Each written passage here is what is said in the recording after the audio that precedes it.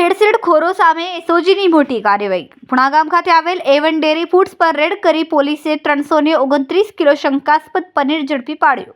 અંદાજિત ₹65,000થી વધુ કિંમતનું પનીર વેચાણ થાય તે પહેલા જ જપ્ત કરાયું। પોલીસ કમિશનર અનુપમસિંહ ગેહલોતના નિર્દેશ મુજબ એસઓજી પીઆઈ ટીબી પંડ્યાની ટીમે ફૂડ સેફ્ટી વિભાગ સાથે મળીને કાર્યવાહી હાથ ધરી।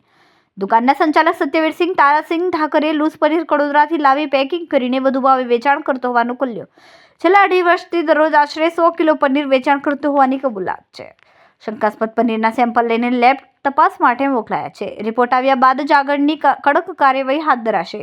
એસઓજી સતત પનીર પકડવાનું કામ કરી રહી છે। આજે પુણા ગામની અંદર A1 ડેરી ફૂડ્સ જે છે એના સંચાલક સત્યવીર ઠાકુર જે ગોડાદરાના રહેવાસી છે ત્યાંથી 329 કિલોગ્રામ નકલી પનીર પકડવામાં આવ્યું છે, જે કડોદરા ચોકડી પાસે એક દુબે નામનો અશોક દુબે નામનો માણસ છે જે લઈને આવે છે અને આપે છે। 200 રૂપિયામાં ત્યાંથી ખરીદી કરે છે અને 220 રૂપિયામાં ચામુંડા ડેરી, માતા ડેરી, પટેલ ડેરી, શ્યામ ડેરી અને કેટરિંગના વ્યવસાય સાથે સંકળાયેલા લોકોને વેચે છે। રોજનું 100 કિલોગ્રામનું આનું કામકાજ છે।